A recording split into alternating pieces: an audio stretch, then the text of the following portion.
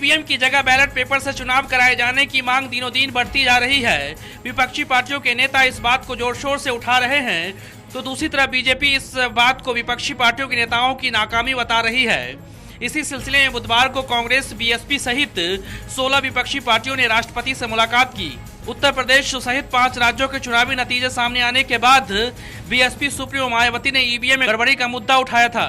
मैं भारतीय जनता पार्टी के राष्ट्रीय नेताओं को, प्रधानमंत्री श्री नरेंद्र मोदी को और बीजेपी के राष्ट्रीय अध्यक्ष श्री अमित शाह को मैं खुली चेतावनी देती हूं, यदि आप सही मायने में ईमानदार हैं तो आप मुख्य चुनाव आयुक्त को लिखकर दो कि ये जो चुनाव है तो हमको सही वोट पड़ा है। यदि वो सही ईमानदार हैं तो ये वोटिंग मशीन वाला जो है चुनाव, तो इसको रद्द करा के मुख्य चुनाव आयोग को बोले, जो पुरानी व्यवस्था थी बैलेट पेपर की, उससे चुनाव कराएं।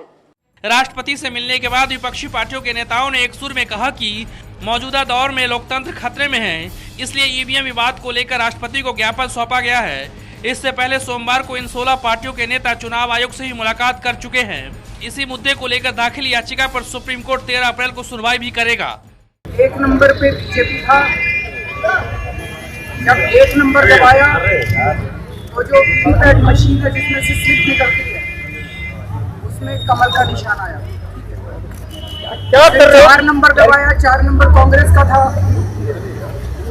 उसमें जो चिट निकली वो भी कमल की निकली, जबकि कांग्रेस का बटन दबाया था तो बीजेपी की चिट निकली। 2 नंबर दबाया वो हाथी था बीएसपी का, उस पे भी कमल की चिट निकली। तो मतलब जो भी बटन मशीन में दबा रहे थे सारे कमल का निशान आ रहा था। हम बार बार ये कह रहे हैं कि ये जो मशीनें हैं इनके साथ छेड़छाड़ की जा रही है और बहुत बड़े स्तर के ऊपर की जा रही है।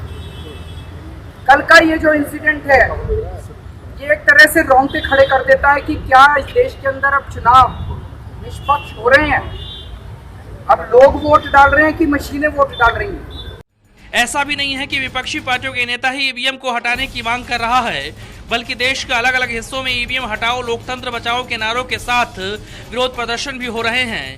वैसे देखा जाए तो जिस तरह से ईवीएम को लेकर विवाद बढ़ रहा है, इससे तो साफ लगता है कि ये मुद्दा आसानी से खत्म होने वाला नहीं है। ब्यूरो रिपोर्ट, नेशनल आज तक।